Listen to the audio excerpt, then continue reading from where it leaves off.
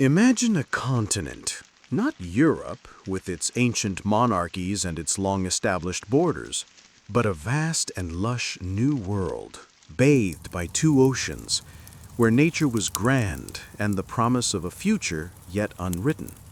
Think of Latin America in the late 18th and early 19th centuries, a colonial domain that, for almost 300 years, had been the granary of wealth for distant empires.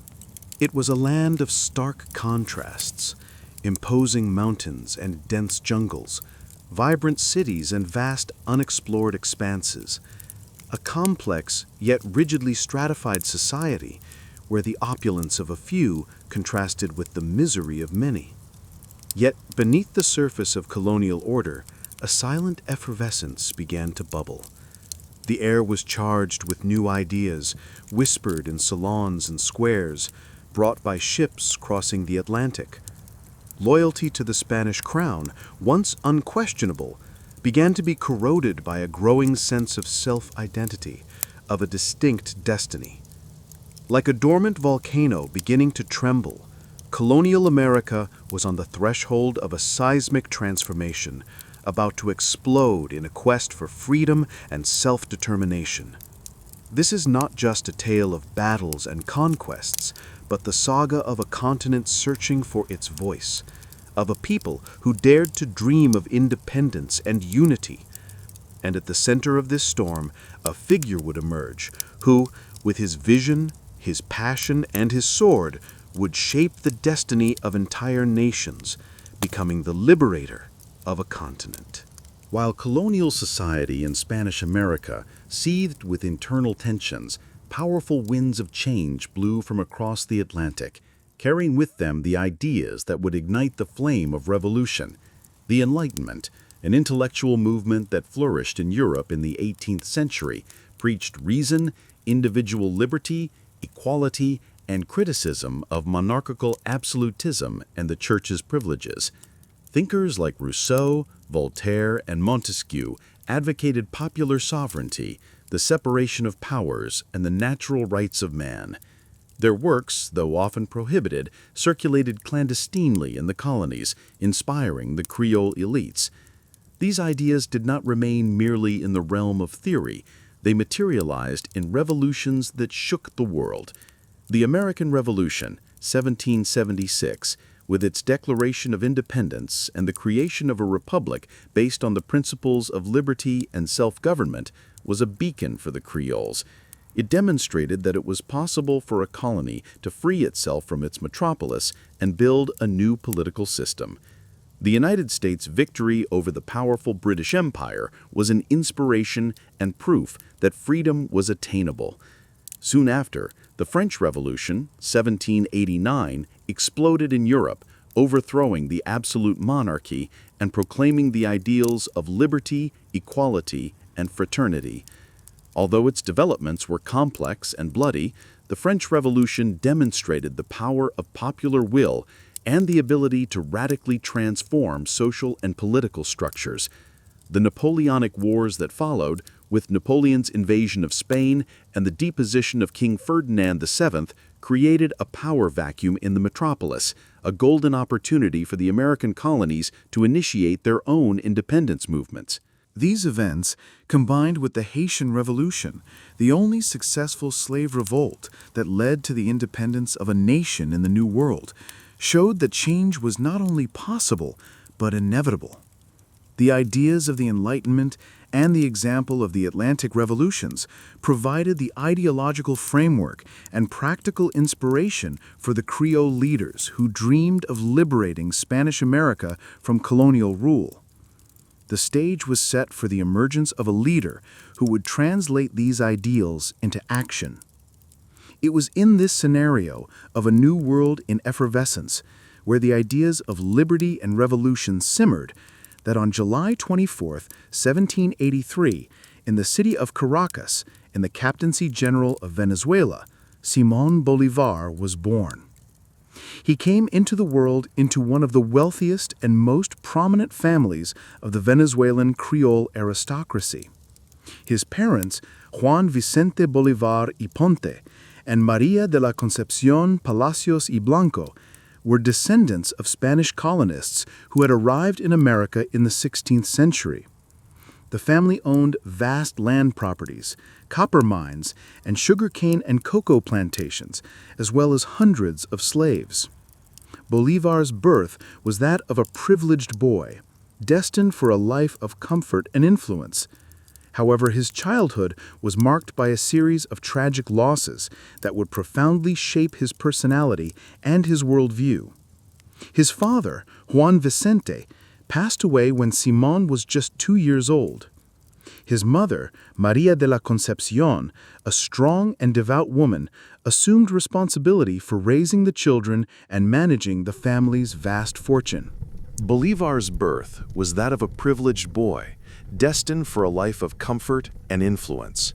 However, his childhood was marked by a series of tragic losses that would profoundly shape his personality and his worldview. His father, Juan Vicente, passed away when Simón was just 2 years old. His mother, María de la Concepción, a strong and devout woman, assumed responsibility for raising the children and managing the family's vast fortune. But the tragedy did not stop there. At 9 years old, Simón also lost his mother. Orphaned of both parents at a young age, he was entrusted to the care of his uncles and tutors. This early loss of his parents, especially his mother, left an indelible mark on his psyche, creating a sense of loneliness and a search for paternal and maternal figures throughout his life. He was raised by slaves and family servants, which gave him a unique perspective on the realities of colonial society and the lives of the lower classes. Despite the losses, his family's wealth and social status ensured that Bolívar received the best possible education for a Creole of his time. He had private tutors who exposed him to the ideas of the Enlightenment and to the classics of literature and philosophy. This childhood, marked by privileges and losses, forged in Bolívar a complex personality, a man of great sensitivity and intellect, but also with a deep determination and a thirst for a greater purpose. Simón Bolívar's youth, though materially privileged, was permeated by an intellectual restlessness and a thirst for a greater purpose. He was not content with the life of a Creole aristocrat, dedicated to administering his properties and social pleasures. The ideas of the Enlightenment, which he avidly absorbed through his tutors and readings, ignited in him a flame of questioning about the injustice of colonial society and the legitimacy of Spanish rule. His most influential tutor was Simón Rodríguez, an eccentric and visionary thinker who exposed him to Rousseau's ideas and the principles of progressive education. Rodríguez instilled in Bolívar a love for liberty, equality, and social justice. He taught him to think critically, to question authority, and to dream of a different future for America. This master-disciple relationship was fundamental to the formation of Bolívar's character and convictions. At 16, Bolívar embarked on his first trip to Europe, a journey that would be crucial for his intellectual and political formation. He visited Spain, France, and Italy, witnessing firsthand the consequences of the French Revolution and the power of Napoleon Bonaparte. He met intellectuals and politicians, absorbing the revolutionary ideas that were sweeping the continent. This exposure to European thought and the political realities of the Old World solidified his conviction that America could not remain under colonial rule. The early loss of his parents, the influence of Simón Rodríguez, and his experiences in Europe all contributed to Bolívar's need to find a purpose that transcended his own existence. He sought not just wealth or personal power, but the liberation of his continent, the creation of a new order based on the ideals of freedom and justice. This thirst for a greater purpose would propel him to embark on a journey that would transform him from a young aristocrat into one of history's greatest liberators. His journey was just beginning, and America's destiny awaited to be shaped by his vision and his sword.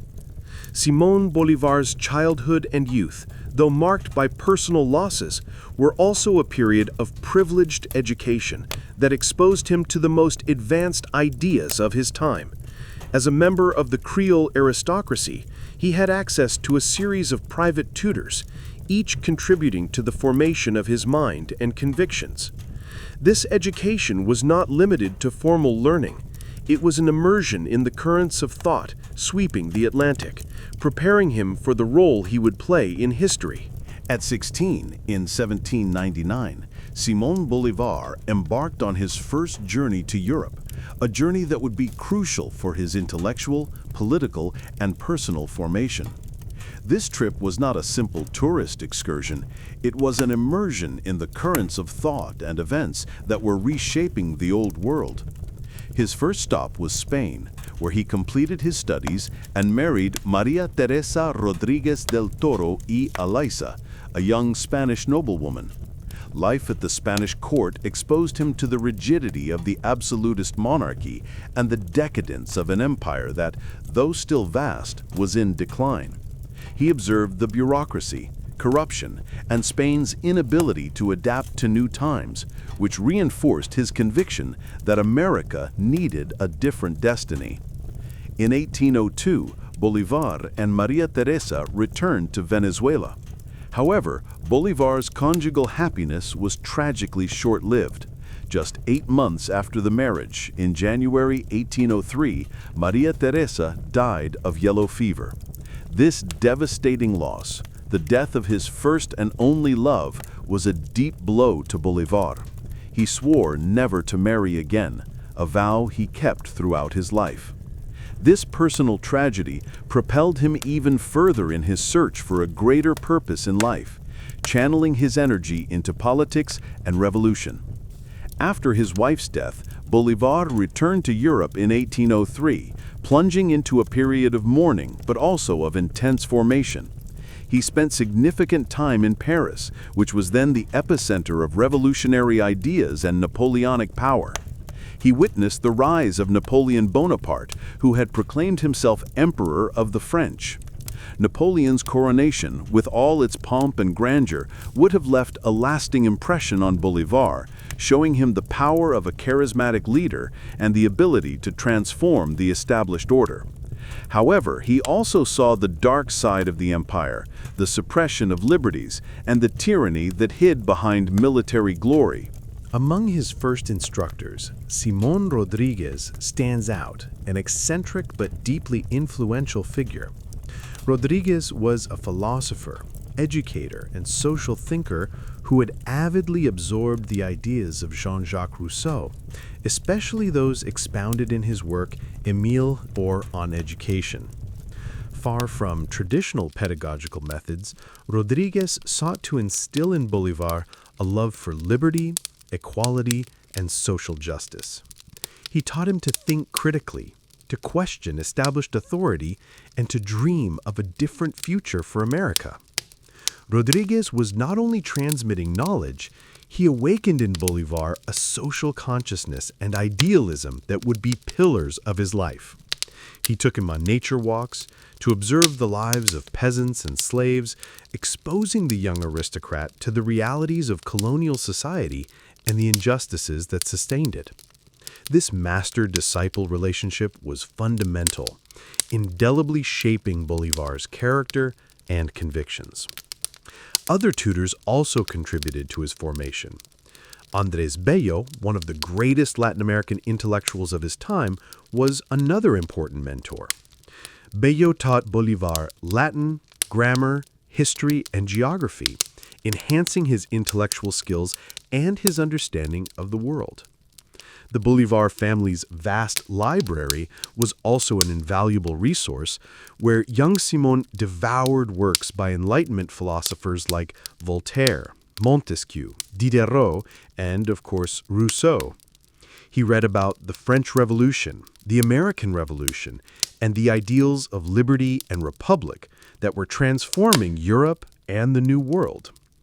This differentiated education, combining academic rigor with exposure to revolutionary ideas and a social consciousness, prepared Bolívar to go beyond the life of an ordinary aristocrat. He was being forged not just as a man of possessions, but as a thinker, a questioner, and eventually a leader who would translate these ideals into action. The seed of revolution was being planted in his mind. In Paris, Bolívar frequented intellectual salons, where he met scientists, philosophers, and politicians. He continued to devour Enlightenment works, deepening his understanding of politics, economy, and society. He met his former tutor, Simón Rodríguez, in Paris, and together they embarked on a journey that would seal Bolívar's destiny.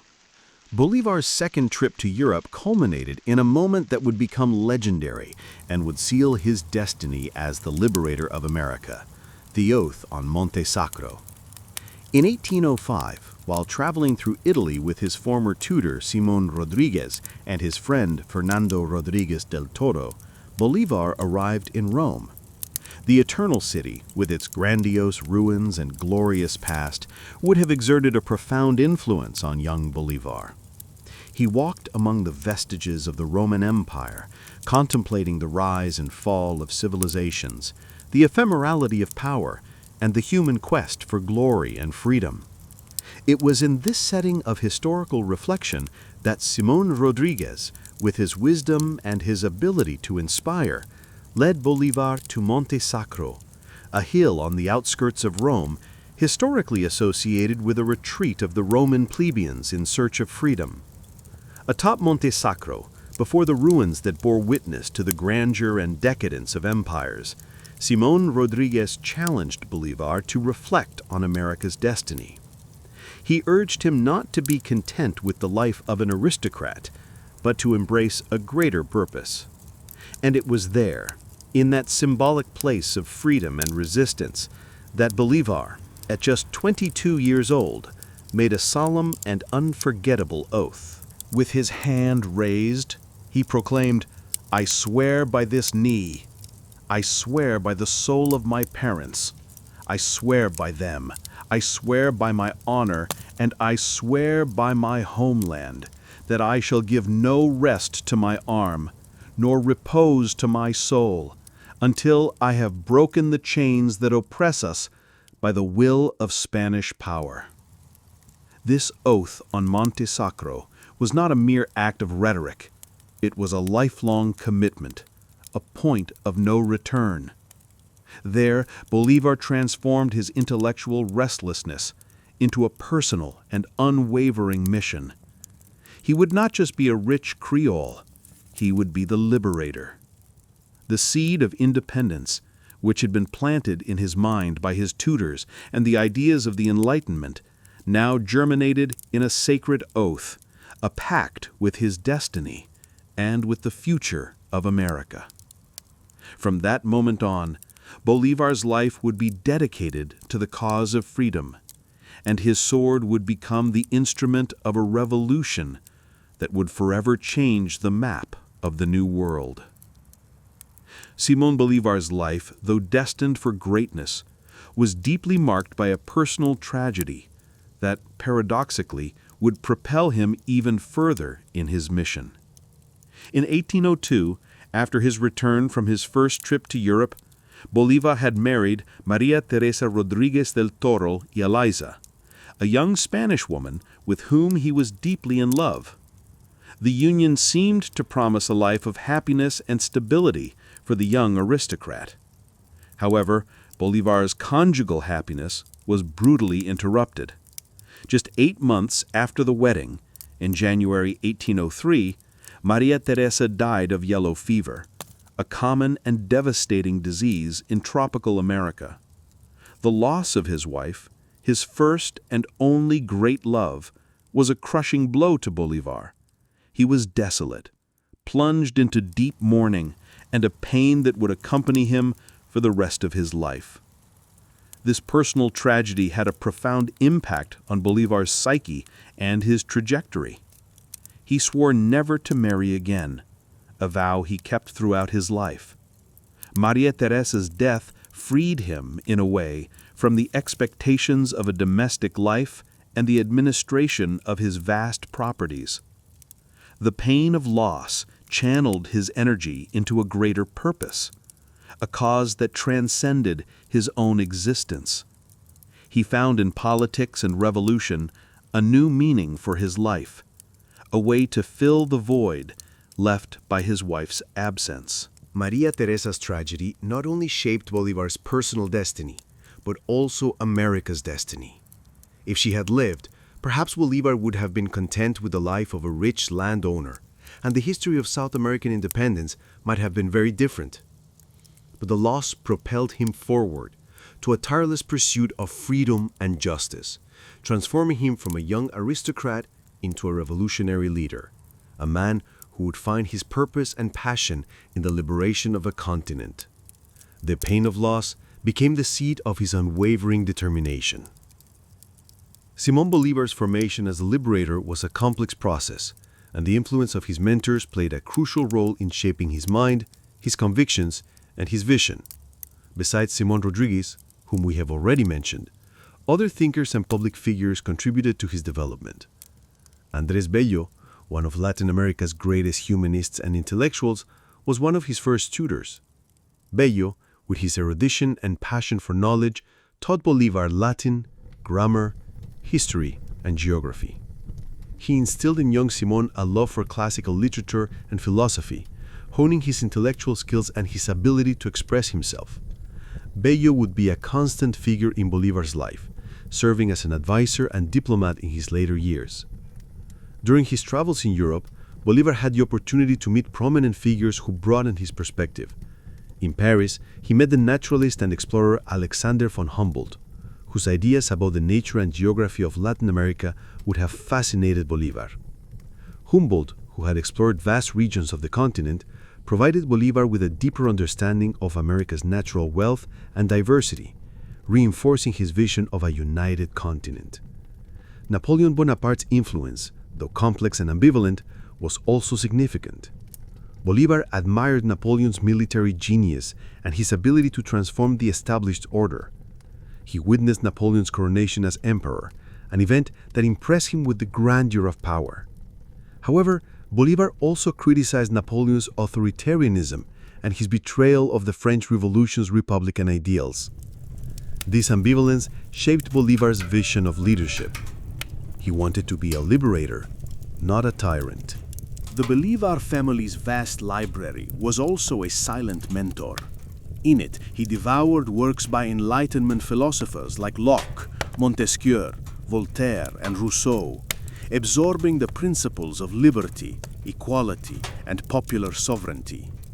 Reading classics of history and politics, such as Plutarch's Lives, inspired him with examples of great leaders and conquerors. The combination of these influences, Rodriguez's idealism, Bello's intellectual rigor, Humboldt's vision, and Napoleon's complexity, coupled with the wisdom of books, forged in Bolívar a multifaceted mind and a complex personality. He was a man of ideas and action, an intellectual who would become a warrior, a dreamer who would transform a continent. The seed of revolution was planted, and the liberator was ready to emerge. The oath on Monte Sacro was not an isolated act of youthful idealism. It was the seed of a conviction that would find fertile ground in a Latin America already in ferment. While Bolívar was in Europe, the Spanish colonies, especially Venezuela, seethed with growing discontent. Napoleon Bonaparte's invasion of Spain in 1808 and the deposition of King Ferdinand VII created a power vacuum in the metropolis. Loyalty to the Spanish crown was called into question, and the Creole elites saw a golden opportunity to take control of their own destinies. The first revolutionary movements in Venezuela were led by juntas that initially swore loyalty to Ferdinand VII, but that in practice began to govern autonomously. On April 19, 1810, the Supreme Junta of Caracas was established, deposed the Spanish Captain General, and assumed the government of the Captaincy General of Venezuela. This was the first concrete step towards independence. Bolívar, who had returned to Venezuela, did not hesitate to join these movements. He, a young aristocrat with a sharp mind and a passion for liberty, quickly became involved in the cause. His wealth and social status opened doors for him, but it was his intelligence and charisma that made him stand out. He participated in debates, wrote articles, and became an ardent advocate for complete independence from Spain. Bolívar did not just want autonomy, he wanted a free republic based on the ideals of the Enlightenment. The Supreme Junta of Caracas, seeking international support, sent a delegation to Great Britain in 1810. Simón Bolívar, despite his limited formal political experience, was chosen to be part of this delegation, alongside Luis López Méndez and Andrés Bello, his former tutor. This diplomatic mission was crucial for Bolívar. In London, he sought financial and military support for the cause of independence, and had the opportunity to meet British politicians and Francisco de Miranda, the precursor of Venezuelan independence, a veteran of the American and French revolutions. The meeting with Miranda, a man of vast military and political experience, was fundamental for Bolívar, who saw him as a mentor and a leader. The revolutionary effervescence in Venezuela was palpable. The ideas of liberty and self-government spread rapidly, and the people, tired of Spanish rule, were ready to fight. Bolívar, with his passion and vision, was at the center of this storm, ready to translate ideals into action and to lead his people in the pursuit of freedom. The revolutionary fervor in Venezuela culminated in an act of courage and daring, the proclamation of the First Republic of Venezuela. On July 5, 1811, the Constituent Congress of Venezuela formally declared independence from Spain, establishing the first independent republic in South America. It was a moment of immense hope and idealism, the birth of a dream of freedom. However, the First Republic was a fragile and short-lived experiment, which would succumb in less than a year, leaving Bolívar crucial lessons about the brutality of war and the complexity of revolution. The challenges were immense. The Republic faced fierce opposition from the Royalists, who were loyal to the Spanish crown and controlled vast regions of the territory. Venezuelan society was divided, with Creoles, Pardos, indigenous peoples, and slaves having divergent interests and loyalties. Bolívar, who had returned from England, was appointed military commander in Puerto Cabello, an important coastal fortress. However, his military inexperience and the logistical and political challenges proved overwhelming. The Royalist forces, led by Domingo Monteverde, launched a relentless counteroffensive, taking advantage of internal divisions and the fragility of the Republican army.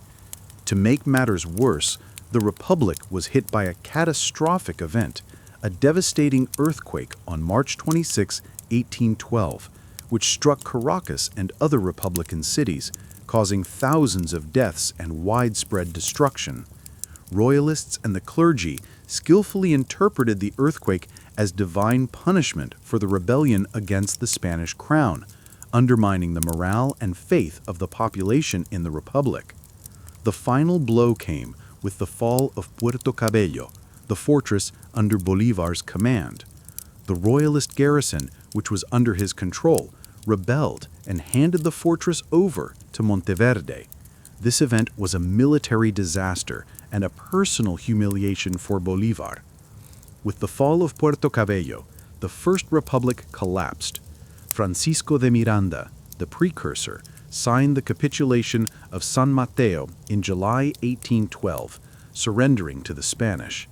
Miranda, who had been the leader of the Republic, was imprisoned by the Republicans themselves, including Bolívar, who saw him as a traitor for having surrendered, and handed him over to the Spanish, who sent him to a prison in Spain where he would die years later.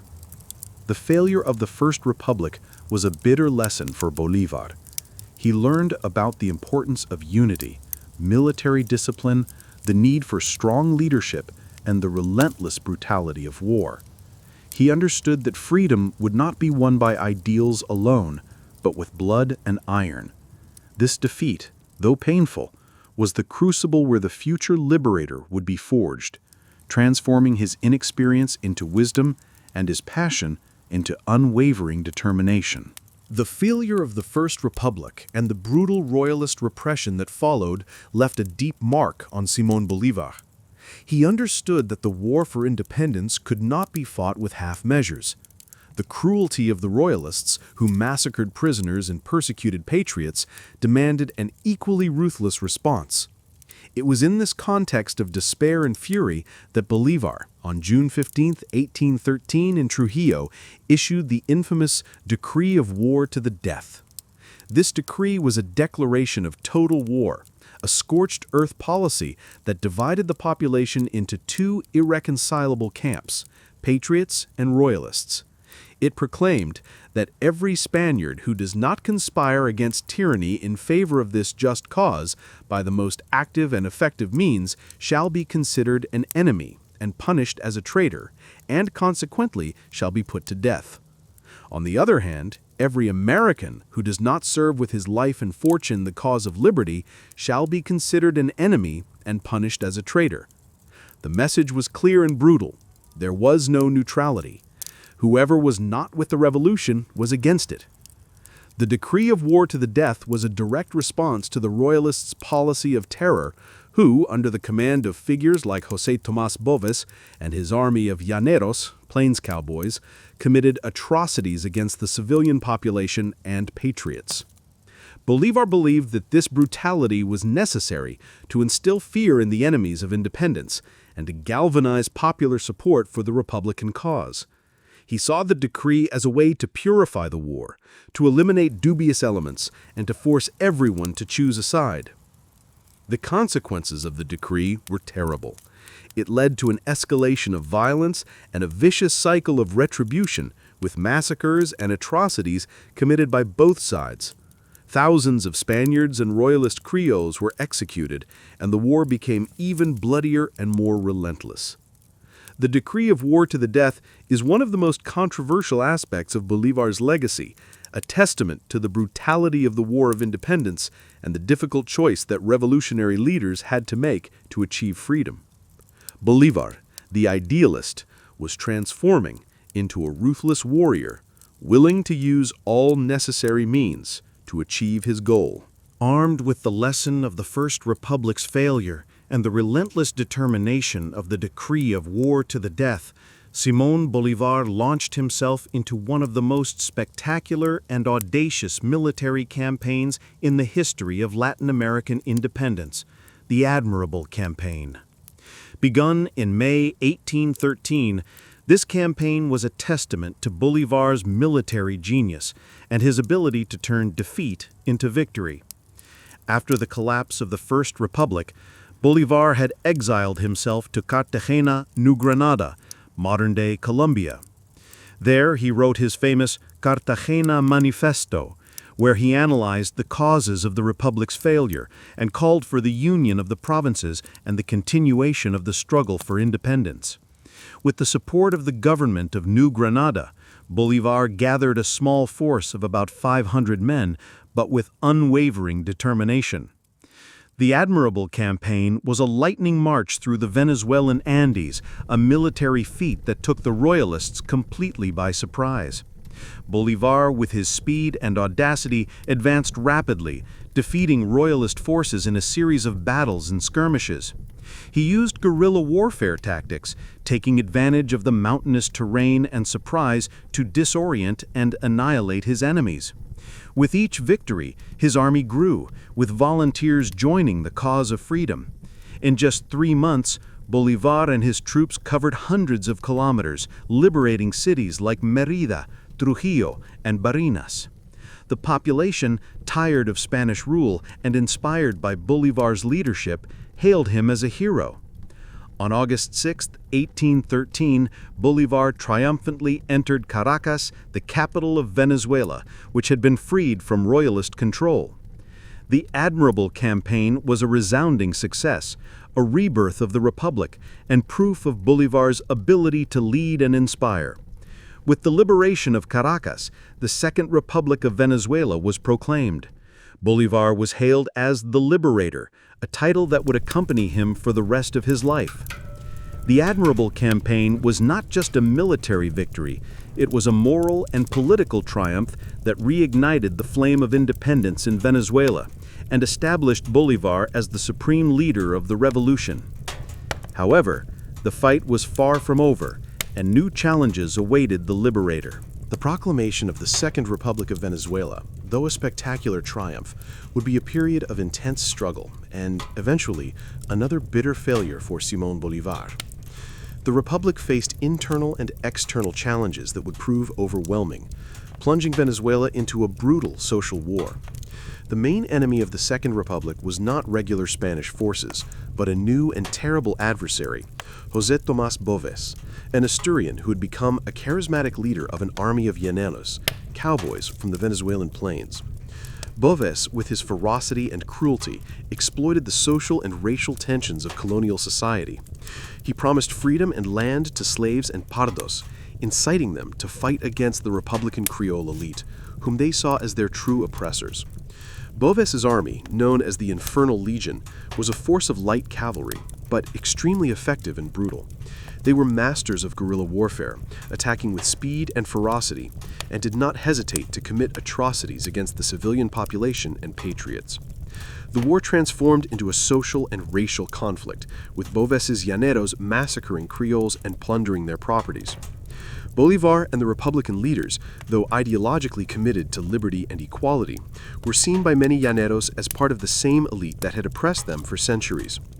Their inability to mobilize the popular masses and offer a convincing social and economic alternative to Boves was a crucial factor in the Second Republic's failure. Republican forces, exhausted and divided, were repeatedly defeated by Boves's llaneros. Violence was widespread, and Venezuela plunged into bloody chaos. In 1814, after a series of devastating defeats, Bolívar was forced to abandon Caracas again, in an event known as the Emigration to the East, where thousands of civilians accompanied the Republican army in a desperate retreat. The Second Republic collapsed under Boves's fury and the complexity of the social war. Bolívar, once again, experienced the bitterness of defeat and the brutality of war. He understood that the revolution was not just a matter of military strategy, but of social mobilization and resolving the deep divisions of colonial society. This defeat, though painful, would be another lesson for the Liberator, prompting him to seek new strategies and to understand the need for a more inclusive revolution. The collapse of the Second Republic and Boves's relentless persecution forced Simón Bolívar into a new exile, a period of deep reflection and strategic reformulation that would be crucial for the future of South American independence. After the defeat in 1814, Bolívar sought refuge in Jamaica. Away from the battlefield, he had the opportunity to analyze past mistakes and to conceive a new and more ambitious strategy for the continent's liberation. It was in Jamaica that Bolívar wrote one of his most important documents, the Letter from Jamaica, 1815. In this letter, he made a profound analysis of Spanish America's political situation, criticizing colonial rule and predicting the future of the nations that would emerge from independence. He outlined his vision for a united Latin America, a federation of republics that would extend from Mexico to Patagonia, inspired by the ideals of Great Britain and the United States, but adapted to the continent's reality. The Letter from Jamaica was not just a political manifesto, it was a testament to his vision and his unwavering determination, even in the face of defeat. However, Jamaica was not a safe haven. Bolívar's presence as a revolutionary leader was viewed with suspicion by British authorities. He faced financial difficulties and even an assassination attempt. The need to find a new refuge and to gain support for his cause was pressing. His search for support led him to Haiti, the only independent nation in Latin America born from a slave revolution. In 1816, Bolívar arrived in Haiti and found an unlikely ally in Haitian President Alexandre Pétion. Pétion, a visionary leader and a defender of freedom and equality, offered Bolívar military and financial support for his liberation expedition. However, Pétion imposed a crucial condition: Bolívar should abolish slavery in all territories he liberated. This condition was a turning point for Bolívar. Although he himself was a slave owner and had a more pragmatic view of abolition, Pétion's demand forced him to confront the contradiction between the ideals of liberty and the reality of slavery. Bolívar accepted the condition, and this decision not only guaranteed Haitian support, but also broadened the social base of his revolution, attracting slaves and pardos to the cause of independence. Exile in Jamaica and Haiti was not a period of inactivity, but the forging of a new, more inclusive and more ambitious strategy that would lead Bolívar back to the battlefield with renewed vision and unwavering determination. Armed with Haitian support and a new strategy, Simón Bolívar returned to Venezuela in 1816, initiating a more decisive phase of the War of Independence. However, Venezuela was still under strong royalist control, and the task of liberating it seemed impossible. Bolívar understood that to defeat the Spanish, he needed an audacious maneuver, one that would take the enemy completely by surprise and demonstrate the unwavering determination of the patriots. This maneuver would be the legendary crossing of the Andes. Inspired by Hannibal's and Napoleon's crossing of the Alps, Bolívar conceived a daring plan to lead his army, composed of about 2,500 men, including Venezuelans, New Granadines, and British and Irish volunteers, across the frozen mountains of the Andes in the heart of New Granada, modern-day Colombia, to attack the Royalists from an unexpected route. The crossing began in May 1819 amidst the rainy season, which made it even more dangerous. The journey was an epic ordeal of human and animal endurance. Bolívar's army faced extreme weather conditions, freezing cold, blizzards, torrential rains, and biting winds. Soldiers and horses died of hypothermia, hunger, and exhaustion. The paths were treacherous, with steep gorges, raging rivers, and muddy swamps. The lack of supplies and the unforgiving terrain tested the limits of human endurance. Many men, accustomed to the heat of the plains, succumbed to the harshness of the mountains. Bolívar, with his charismatic leadership and unwavering determination, inspired his men to continue. He shared his soldiers' privations, walking on foot, helping to push cannons and carry supplies. His presence among the troops, his resilience, and his faith in the cause of freedom were crucial to maintaining the army's morale. The crossing of the Andes was an unprecedented military feat in South American history. In July 1819, after weeks of suffering and privation, Bolívar's army emerged from the mountains, weakened in number but strengthened in spirit, onto the plains of New Granada. The Royalists, who expected an attack from the coast, were caught completely by surprise. The faith that moved mountains had manifested, and the liberator was ready for the decisive battle. The daring crossing of the Andes led Simón Bolívar to a series of decisive victories that would seal the fate of New Granada and Venezuela, consolidating his reputation as the greatest military strategist of independence. The first of these victories was the Battle of Boyaca on August 7, 1819, in New Granada. After crossing the Andes, Bolívar's army, though exhausted, was determined to confront the Royalist forces. The battle was a quick and decisive engagement. Bolívar, with his tactical genius, managed to outflank the Royalist forces and force their surrender. The victory at Boyaca was overwhelming and opened the way for the liberation of Bogotá, the capital of New Granada. This battle not only secured New Granada's independence, but also provided Bolívar with the resources and men needed to continue his campaign. With New Granada liberated, Bolívar turned his attention to Venezuela, which was still under Royalist control. The fight would be arduous, but Bolivar's determination was unwavering. The decisive battle for Venezuela's independence would come years later, at the Battle of Carabobo on June 24, 1821. Carabobo was an epic confrontation where Bolivar's patriot forces, composed of Venezuelans, New Grenadans, and the British Legion, British and Irish volunteers, faced the last great royalist army in Venezuela. The battle was fierce and bloody, with both sides fighting bravely.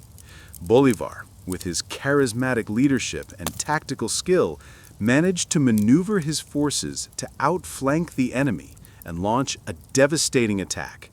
The British Legion, in particular, played a crucial role, holding its position under heavy fire and paving the way for the Patriot victory. The victory at Carabobo was overwhelming and decisive. It marked the end of Spanish rule in Venezuela and secured the country's independence. From that moment on, the path was clear for Bolivar to continue his liberating march south. The battles of Boyacá and Carabobo were not just military victories, they were triumphs of freedom, which consolidated Bolivar's reputation as the liberator and the greatest military strategist of his time. The flame of revolution had transformed into an uncontrollable blaze, sweeping the continent. Simón Bolívar's genius was not limited to the battlefield. He was also a political visionary, an architect of republics. After the liberation of New Granada, Bolívar understood that military victory needed to be complemented by a solid political structure that would ensure the stability and unity of the new nations. For this, he convened the Congress of Angostura in 1819, in the city of Angostura, now Ciudad Bolívar, Venezuela. At the Congress of Angostura, Bolívar presented his famous Angostura Address, one of the most important political documents in Latin American history. In this address, he outlined his vision for the future republic, proposing a centralized government with a strong executive power, a bicameral legislature, and an independent judiciary. He advocated public education, the abolition of slavery, and equality before the law. Bolívar, influenced by Montesquieu's ideas, proposed the creation of a moral power to educate citizens and ensure civic virtue. The Congress of Angostura approved the Constitution of 1819 and elected Bolívar as president. With the victory at Carabobo and the liberation of Venezuela, Bolívar's vision of a great united republic began to materialize. In 1821, the Congress of Cúcuta was convened in the city of Cúcuta on the border between Venezuela and New Granada. This Congress aimed to create a constitution for the new nation and consolidate the union of the liberated territories. The Congress of Cúcuta approved the Constitution of Cúcuta 1821, which established the Republic of Colombia, later known as Gran Colombia.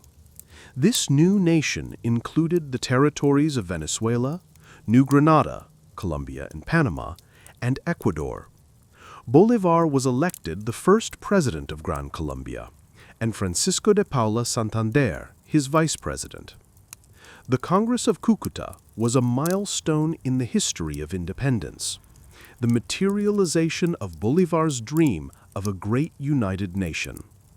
The architecture of the republic was complete, and the liberator was ready to continue his march south, carrying the flame of liberty to other peoples.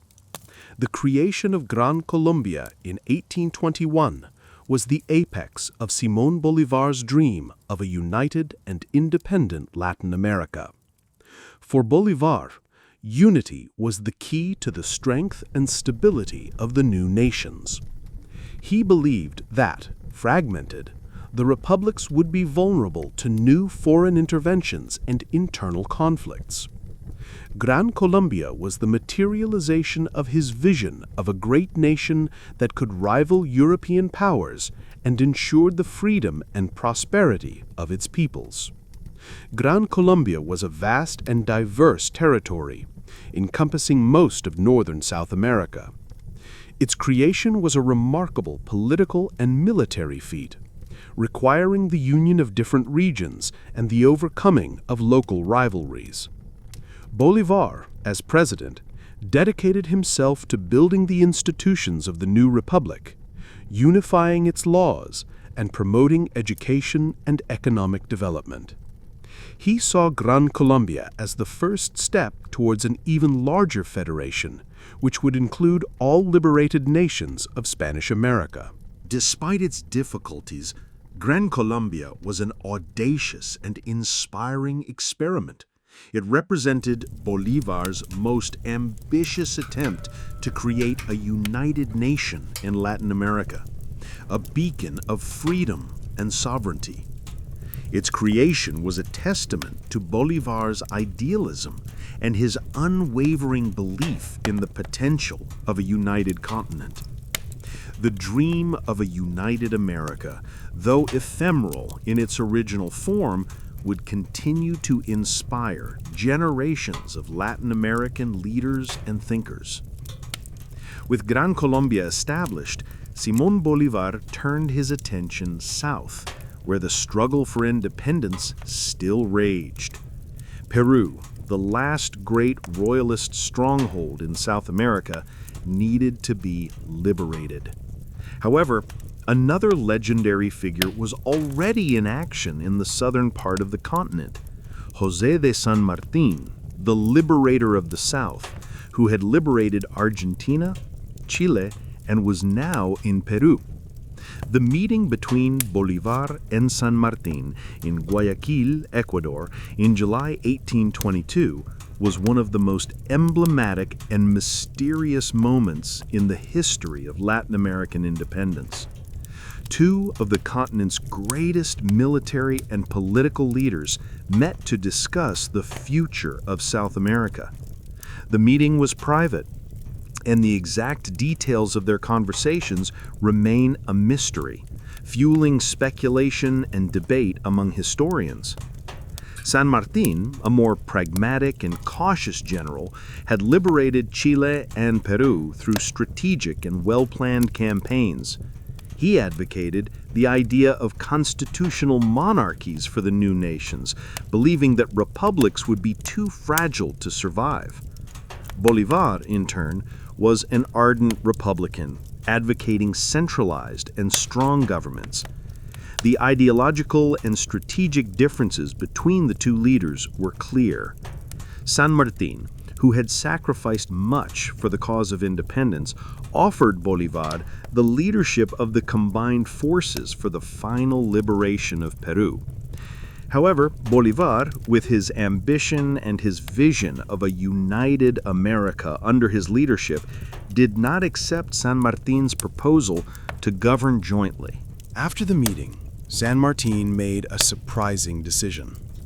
He withdrew from public life, leaving the way clear for Bolívar to lead the final liberation of Peru. San Martín went into exile in Europe, an act of renunciation that is still debated today. Some see it as an act of greatness and sacrifice for the sake of the independence cause's unity. Others suggest that San Martín recognized Bolívar's ambition and determination and preferred to withdraw rather than come into conflict with him. The meeting in Guayaquil was a moment of transition. San Martín, the liberator of the South, gave way to Bolívar, the liberator of the North, who would undertake the task of liberating Peru and consolidating the independence of the entire continent. From that moment on, the glory of the final liberation would be credited to Bolívar, and his name would become synonymous with South American independence.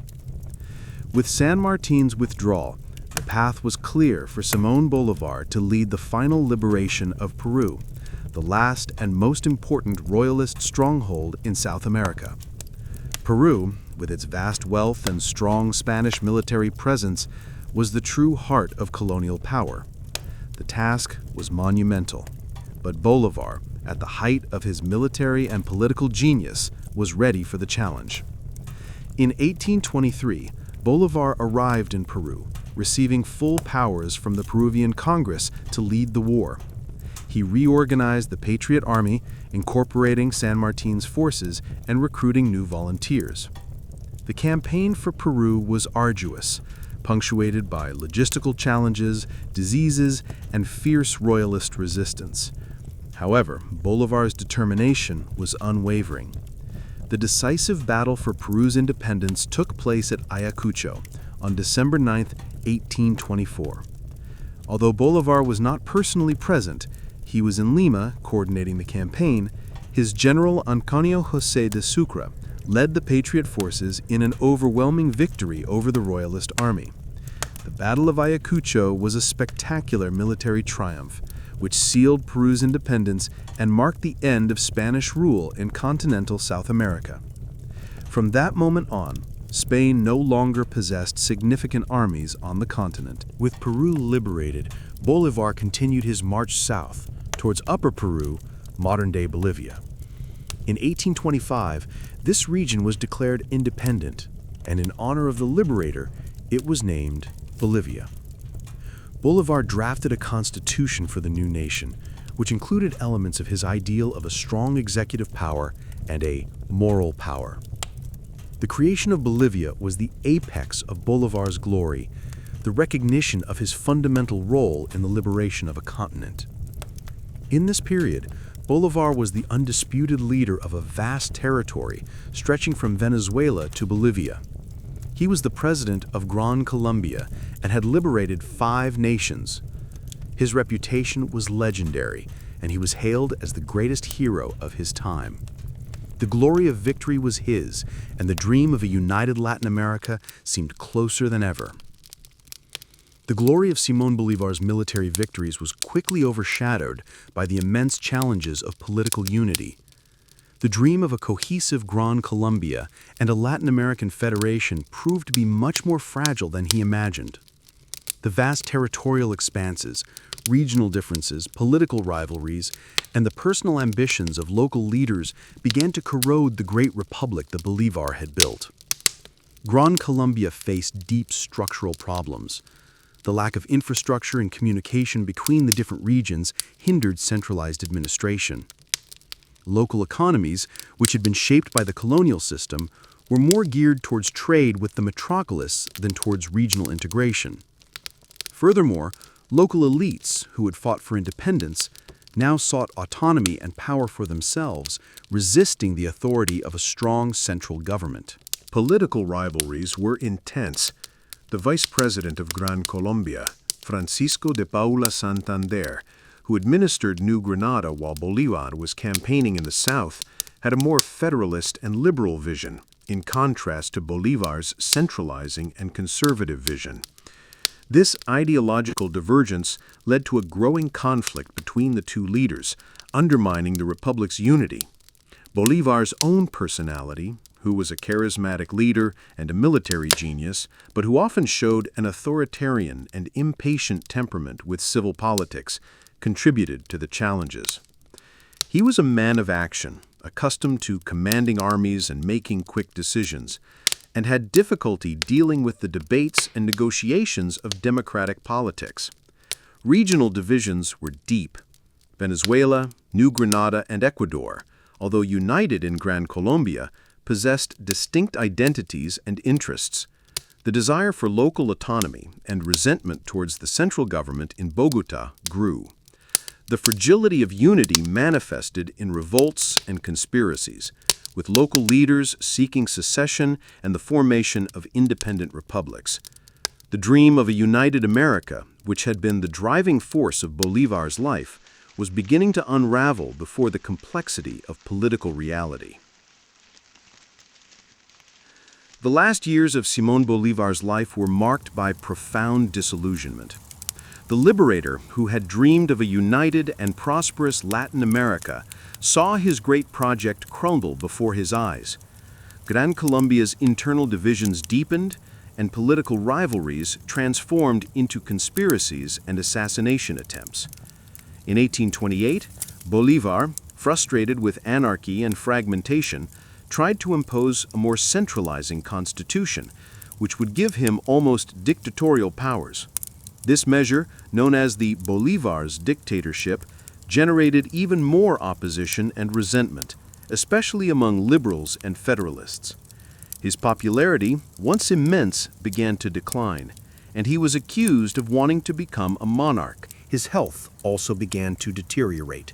Years of military campaigns, privations, and the burden of leadership had taken their toll. He suffered from tuberculosis and other illnesses, and his body, once robust, was exhausted. Political isolation and the betrayal of former allies like Santander deepened his disillusionment. He felt misunderstood and abandoned by the peoples he had liberated. Assassination attempts became more frequent. In September 1828, Bolívar survived a conspiracy to kill him in Bogotá, an event known as the Septembrine Conspiracy. He was saved by his lover, Manuela Sáenz, a remarkable figure in her own right, who helped him escape.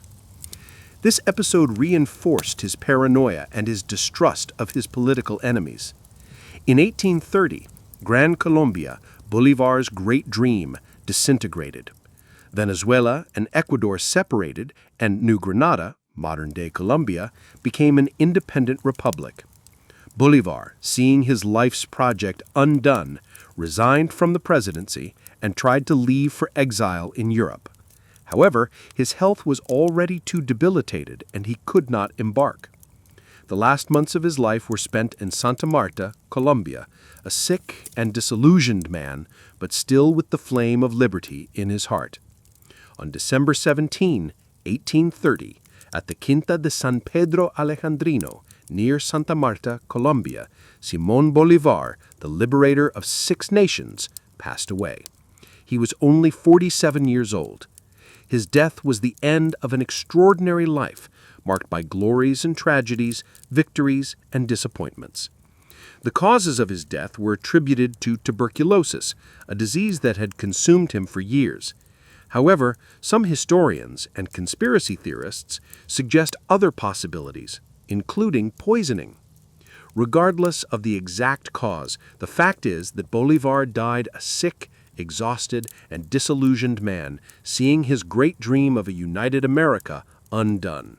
In his last moments, Bolívar is said to have expressed his deep regret over Latin America's fragmentation. His famous phrase, "I have plowed the sea," reflects his disillusionment with the failure of his unity project. He felt that his efforts had been in vain, that America had exchanged one dominion for another, and that the freedom he fought so hard to win was being threatened by new tyrannies and divisions. Bolívar's death was a moment of mourning for many, but also of relief for his political enemies. He was buried in Santa Marta, but his remains were later transferred to Caracas, his hometown, where they rest in Venezuela's national pantheon, a national hero. His death marked the end of an era, the end of a generation of great liberators who had forged Latin American independence. Simón Bolívar, the name that echoes across an entire continent, the liberator, the father of nations. His legacy is immense and complex, a tapestry rich in glory, contradictions, and a dream that, though undone in its original form, continues to inspire. His glory is unquestionable. He liberated 6 nations from Spanish rule: Venezuela, Colombia, Ecuador, Peru, Bolivia, and Panama. He led armies across mountains and plains, defeated empires, and forged republics. His military genius and political vision place him among the greatest leaders in world history. He is a symbol of freedom, courage, and self-determination for millions of Latin Americans. However, his legacy is also marked by contradictions. He, an idealist who advocated liberty and equality, was a slave owner, although he abolished slavery in his liberated territories under Petion's condition. He, a convinced Republican, often resorted to authoritarian methods to maintain order and unity. His vision of a united Latin America, though inspiring, clashed with the realities of regional divisions and local ambitions. The unfulfilled dream of Gran Colombia and a Latin American federation is the most melancholic part of his legacy. Bolívar died disillusioned, seeing his unity project crumble. Nevertheless, this dream continues to be a source of inspiration for regional integration movements in Latin America. It is a reminder that unity is a constant challenge, but also a noble aspiration. Bolívar is a central figure in the identity of many Latin American nations. He is revered as a national hero, a founding father, a symbol of resistance and the pursuit of social justice. His life and ideas continue to be studied, debated, and reinterpreted, showing the enduring relevance of his legacy.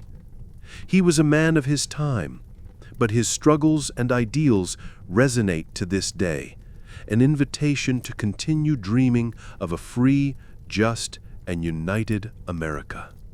Simón Bolívar, the Liberator. His life was an epic saga of passion, vision, and sacrifice, a testament to the power of a single man to change the course of history. He taught us that freedom is an ideal worth fighting for, but that unity and justice are constant challenges. His story is an invitation to reflect on the price of freedom, the complexity of leadership, and the enduring power of ideals.